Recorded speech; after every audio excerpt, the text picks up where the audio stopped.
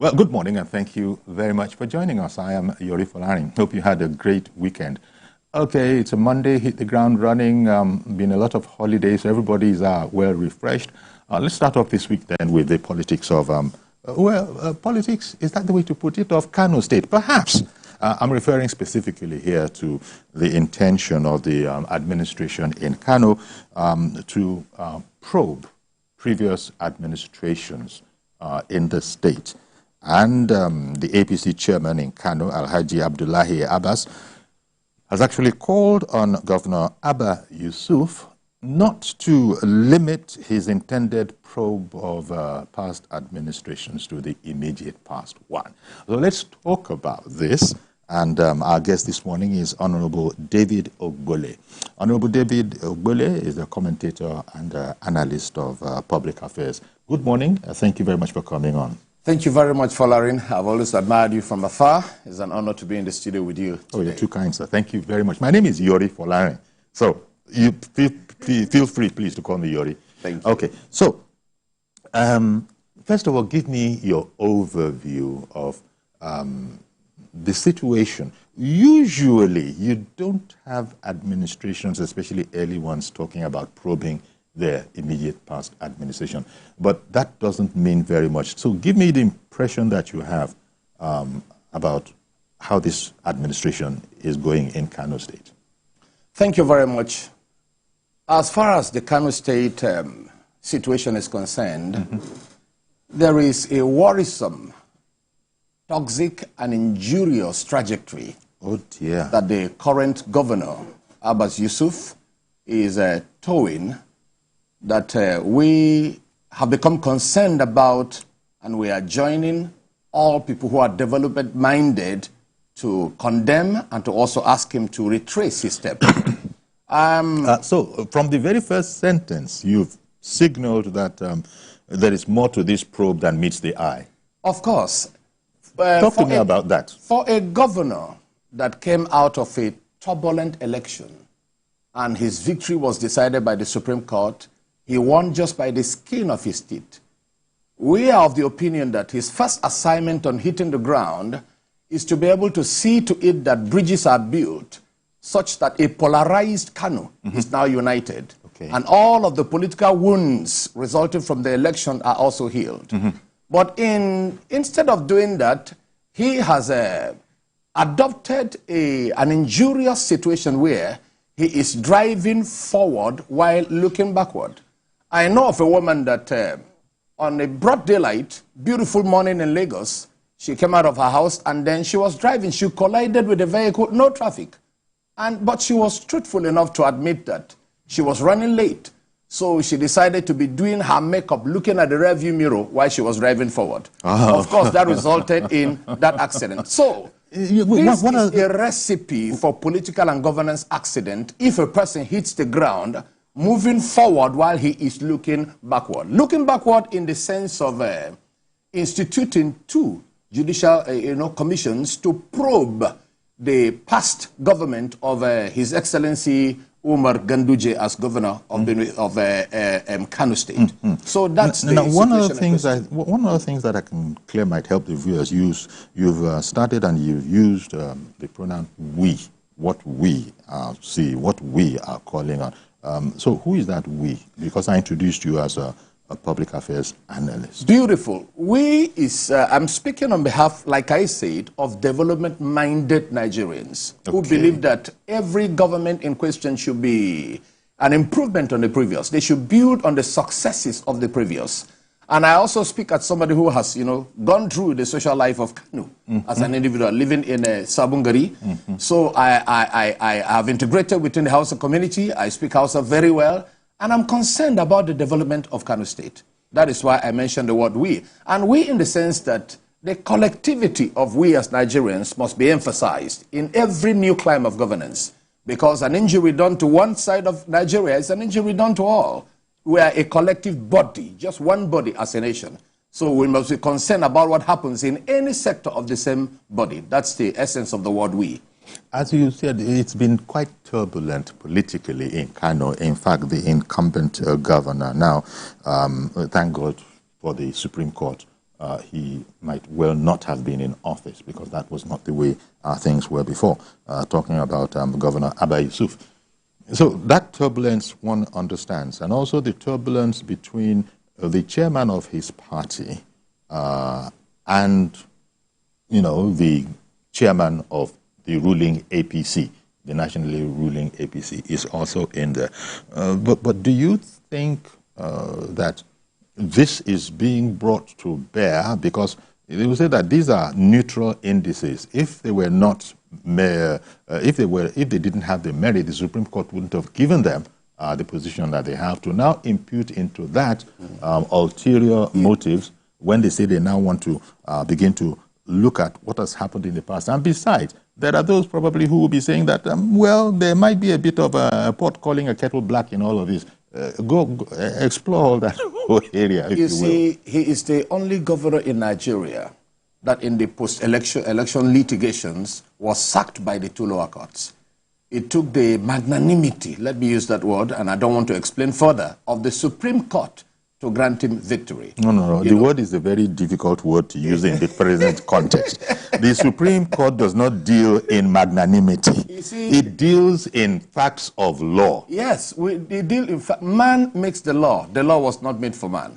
Therefore, in sane climes that Nigeria is becoming, justice is usually a very dynamic issue. It's a fluid issue, yes, in the sense that there are situations where justice is given not for the immediate situation, but for a greater good of a particular people or community.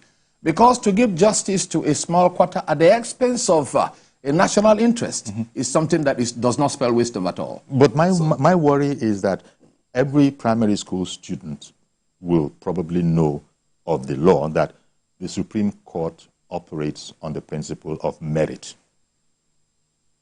I agree. So, I agree. So if the Supreme Court put the governor in there, it must have looked at it from a position of law and decided that Abba Yusuf has merit. The Supreme Court has given him judgment. So we shouldn't be looking backwards, like I said. It is to move forward. So we are talking about the issues of moving forward now. Okay. We are not bringing to question the validity of the Supreme Court judgment. Apart from when you use the word magnanimity. Yeah. That is why I begged not to be asked to explain that matter further. Okay. Since we've agreed on that, let's deal with the principle of merit. The principle of merit. So he is the governor of by merit, state, according to the Supreme Court. According to the Supreme Court. Exactly. That upturned the verdicts of the two lower courts. Okay, yeah, that's fine. So now where, in your considered view, is the danger here, if indeed there is anything like that? Yes, we believe that whatever intention a governor takes or has must be proven to be holistic and in the interest of a larger good of the people that he has been elected to govern. In this case, the people of Kano State. In this case, the people of Kano State. So the point actually is that to show the transparency of these probe actions that he has embarked upon, number one, the constitution of the judicial commissions themselves is the first port of call. Okay. In the sense that, how do we expect transparency when a major bulk of the movers and influencers that have been appointed into this judicial commission are members of the NNPP? So that will be a case of a cockroach coming before judgment at the table of hens. There is no way a cockroach can find justice when the hen is the head of the commission. So we are questioning the composition, first of all. So to show transparency, there should be neutrality in the composition. That's the first one. And then number two, to also show some holistic intentions to do the right thing, we are advising that he extends the probe net beyond just the previous administration to other administrations before His Excellency Umar Abdullahi Ganduje. For instance, Kwankwaso, his benefactor, Engineer Rabiu Kwankwaso, was governor of Kano State from 1999 to 2003. He also came back again after his stint at the national level to be governor 2011 to 2015. And under the government of Kwankwaso, the current governor, Abba Yusuf, was commissioner for works, housing, and transport. So, as commissioner for works, housing, and transport, he is privy to all that happened within this administration. For him to be holistic, for him to be transparent, he should extend the probe. But there is one thing. And where it is important, he will not dare to extend the probe. You just mentioned that he was commissioner for works, and a major road, is a key part of all of this. That will implicate both him and his benefactor, in the sense that under his watch. Okay, let me spell out. The three mandates of the Judicial Committee was, number one, misappropriation of public properties. Number two, political violence. And number three, missing persons.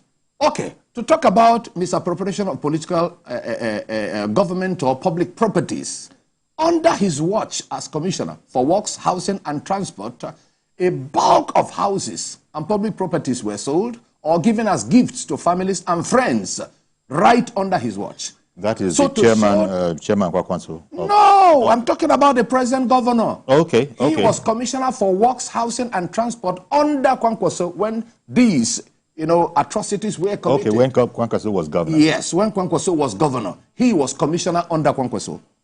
So, to extend the probe backwards will justify, it will present a transparent ground for him to be able to look forward. So, if at all you decide to look back, please look back further enough so that we can be able to see the sincerity of your intentions. And then you are talking about road. Under the administration of Kwankwaso, 5-kilometer roads were awarded to the 44 local governments of Kano State. And all of them, funds were allocated to it. But the execution of those roads is something we never saw. They are still in question till today. So what happened to those ones? In case he is blinded by loyalty and he cannot see the reason or the facts under Kwankwaso administration that warrant the extension of the probe there, we are willing to help him with facts. That is one of it. And then number two, Kwankwaso's presidential campaign in Lagos. Every of the local governments in Kano State, 44 specifically, were mandated to donate 700 million each. That amounted to billions of naira.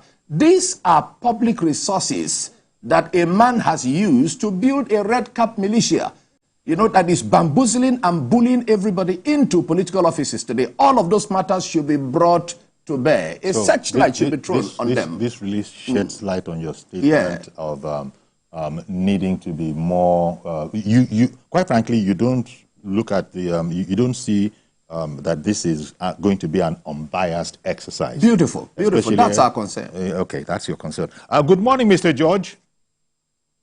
Good morning, Uncle Yori. Thank you for calling me. Good morning to your guest. Yes. Uncle Yori, it's not today we knew that Governor Abba Yusuf didn't come for governor. He came for vengeance. Remember, from day one, he started demolishing the structures built by his predecessor. I wonder why he did not go to the multi-level bridges at the roundabout that Ganduje did to demolish it. And this is a governor that, going by what the law says, he shouldn't even be a governor, if not for the generosity of the Supreme Court. How do you get votes with ballot papers that are not valid? That one is not as serious as the one in Bayelsa that was cancelled as the governor. And he is here, trying to probe another person. What kind of probe is this one that is so specific on one person? And by the way, the nature of the offense is not that which a governor can probe. It is that which the EFCC alone can probe as a crime. Has he done that? And like his party or the APC party is saying, let him extend it to the previous administration before Ganduje and see whether he himself will not get indicted. We should look at issues in a way to show that you have come to work, not to come and victimize people. I wasn't particularly happy when the Supreme Court gave him that judgment. I called this program and I expressed my view. But from the look of things, I thought with that judgment, he would turn a new leaf. But see what is he doing? For 11 months or 10, 11 months now, most political watchers have not seen any significant governance delivery in Kano State. When other people like Peter Mba, Alex Oti, the Lagos and all the rest, they are showing results already. He is showing witch hunting. I don't understand this kind of politics in Kano. It's very sad. Oh. If I were Ganduje, I would go to court and quash this thing and ask the court to force him to extend the probe, even if he's qualified to probe him. Okay. Good morning. Thank you very much. I see that you were agreeing with a lot that was being said. Yes, I was agreeing because the moment he hit the ground, very viable economic structures on ground, Daula Hotel, even a mosque, shops of people were demolished. And when we took a probe into it, we discovered that there were properties belonging to his perceived political enemies. So that's nothing but witch hunting, that's vendetta. That's why I used the word injurious, at the beginning. In an already strained, economically strained Kano, we are of the opinion that as he hits the ground, like I said earlier, after he unites the polarized Kano that came out of that turbulent election, and he makes a move to heal the political wounds, he should now begin to cushion the economic hardships of the people of Kano. Rather, he is adding to it. So, for you to demolish a mosque, for you to demolish structures, you are, stoking some economic and religious fires within Kano, which will not help your administration to grow. Okay. So those are the issues that we're concerned about. Reverend Dominic, good morning, sir. Good morning, Chief Yori. How are you today? Very well, thank you. Good morning to your guest. Yes. I beg to differ, Chief Yori, from your guest and my friend Judge. Yori is good in office, and the governor is doing well. You know the reason? He's laying a right precedent. He's probing somebody from now to 4 years to 8 years. He will leave office. Somebody will probe him. We must have accountability in our office. I guess Mr. President Tinubu agree with me. Look at what is happening in CBN. Look at what is happening in Ministry of Gubernatorial Affairs. Can we close our eyes to this kind of billions we have thrown away? And that's why there's no progress in Nigeria. Yori, the man left office in America is going around to the Trump in all courts. Jacob Zuma has gone to prison. It is time we begin to probe our government. When you do that, you will sit right. So that after your own stewardship, somebody will probe you. We must look back. Our nation is not that right in accountability. I'm not supporting the man in Kano. I know there's some witch hunt what he's doing. But I'm trying to say you want to turn governance around in Nigeria for accountability. For accountability. I told Mr. President, I begged him, he should also open the book of NNPC. If we open the book of NNPC in Nigeria, the cloud will change. We must find a way for accountability. That's what I'm trying to say. The man, what he's doing in Kano is good. After he probed his last government, somebody will probe him tomorrow. So maybe somebody wants to probe him tomorrow. We'll say why? Because I probed somebody. There must be accountability. My Bible says Jesus gave his disciples, a king gave disciples some money for investment. He came back for accountability. Without accountability, there's no good governance. What I do wrongly or rightly, what I'm trying to say is that it is good. After he probed this government, and that person probed him, that is right. God bless Nigeria. Thank you, Reverend, for calling in. Now, I think let me react. Let me understand what he's saying. He said he's not necessarily supporting one or the other, but that the principle of accountability is why he's disagreeing. It must never appear that we are against the judicial commissions that have been set up by Abbas Yusuf to probe, his predecessor. We are not against that. The crux of this is to say, extend your probe backward enough. Extend it. Don't be particular on a person. So your particularity is what is giving the suspicion that you are out on a vendetta. You have served under a government that also governed Kano. If you will be holistic at all, why don't you extend the net of the probe backward enough? To the administration he served in previously. So, Reverend Dominic, it is a good thing to probe, but it is a better thing to probe holistically. So better is an advancement of good. So it's a better thing to go backward enough so that your probe can be holistic. You cannot begin to talk about the fortunes of Kano, all premised on the previous administration. When Kano, especially the return to democracy, has had, consistent, turnover of power from 1999 to date. So why don't you extend backwards? We're not even saying go back to 1999. Just go back to 2011 to 2015 also. It will give you a beautiful spectrum or holistic view of the affairs of Kano in terms of the financial and the economic also, so that your probe can be more incisive and the results can be more beneficial. So go backward enough. That's all we're saying. All right. We're not saying don't probe. We're simply saying probe well. Now, is there any opportunity, as someone has suggested, to seek to not quash the whole thing because of fear or anything, but based on these things that you are talking about, that need these probes really stand? Is there any room? Is there any room for that? But before we go there, somebody called in from Abuja, but I didn't hear. Okay. Stephen in Abuja. Good morning to you, Stephen. Good morning, Uncle Yuri. Good morning, sir. Please go ahead. Celebration. Go ahead. You're on air now. All right. Good morning, Honorable Pastor Dave Ogbole, who happens to be one of my mentors in Benue State then. It's a good program this morning, and the topic is quite excelling. Can you hear me? Yes, we can hear you. We can hear you.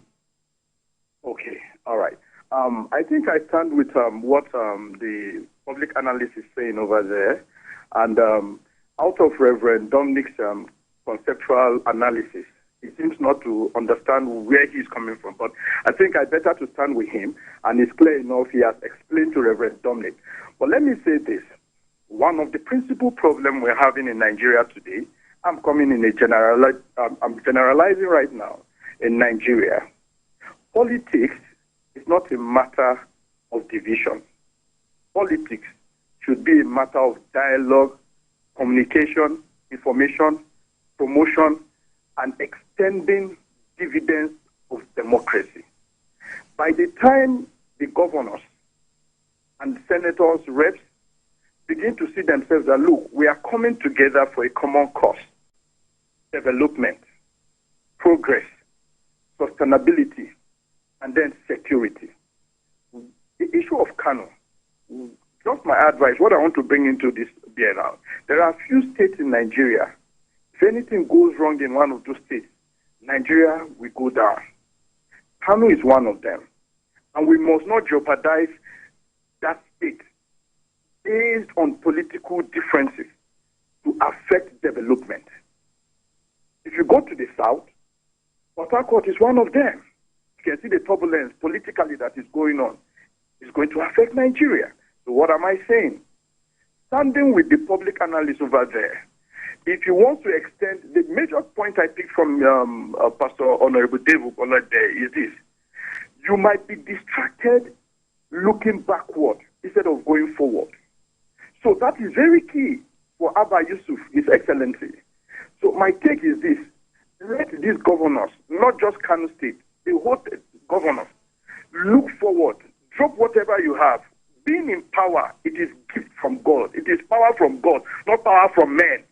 So let these governors put themselves together, just like His Excellency Bat. The President of the Federation has called all the governors and said, look, come, work together, come as unit, be unified as a governor, as a team, and change the narrative of poverty in the country. So let these governors come together, forget what has happened, let them look forward and be futuristic so that Nigeria will be a better place for all. Thank you, and God bless your analyst in the studio. God bless you. Thank you very much, Stephen. Thank you very much, Stephen, for that particular contribution. In other words, he's looking for a path that is really non-partisan, that focuses on the principles of development.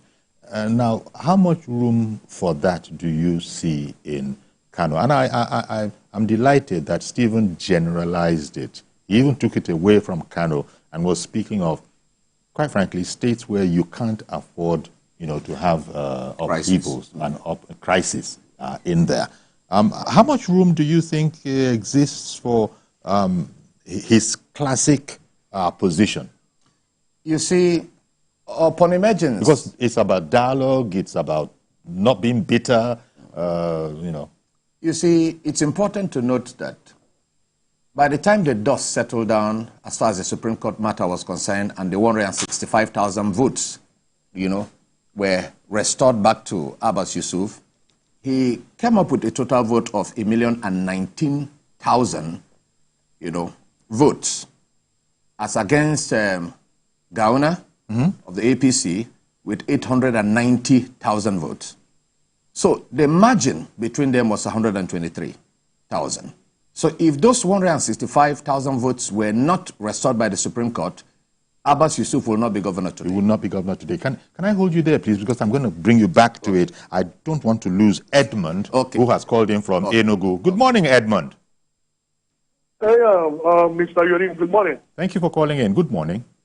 Thank you. Yes, I want to participate in discussion going on right now. Sure, go ahead. Let me first of all commend your guest. Commend your guest for all he's been saying about what is happening in Kano. As a matter of fact, your guest did say that it was as a result of generosity of the Supreme Court that Abba Yusuf is now the governor. I quite agree with it. Mr. George said that it was as a result of I've forgotten the exact word he used. I think one used magnanimity, the other used generosity. Stephen used generosity, I used magnanimity. Yeah, same word, same point. Magnanimity. Let me add to the two phrases the two speakers used. Let me say benevolence of the Supreme Court. Benevolence of the Supreme Court. As a matter of fact, this is the judgment that I've never agreed with Supreme Court. Supreme Court couldn't have done that, but for the exigency of the volatility of Kano, that was why Supreme Court had to do what they did. But that shouldn't serve as a precedent for other litigations in future political contestations. Secondly, I don't want to use the word excellency for the governor because there's nothing excellent in him. There's nothing excellent in him. That phrase, excellency, we should know how we use that. Well, it's a courtesy. It's a courtesy, isn't it? Yeah, no. It doesn't matter. That thing is already blowing their head. Excellency, as if nothing bad can come out of them. Anyway, that's by the way. The governor of Kano State should tread carefully. He should tread carefully. He's on a mission of vendetta and not mission of governance. And the one can show himself should be very careful if he has that ambition of becoming president of this country. With the way he's going on Kano issue, it may boomerang. I'm not a fan of Ganduje. I'm not a fan of his, but what the current governor is doing in Kano State should be condemned. If he's interested in probing, there's something wrong in probing past administrations. But let him start from where? From the man that made it possible for him to be the governor today. All right, then. Ganduje. Thank you very much, Stephen. At this point, so that there are fewer interruptions, just hold the point you wanted to make. I'll go on a quick break, be right back, and then you will not be interrupted. Stay with us, please. We'll be right back.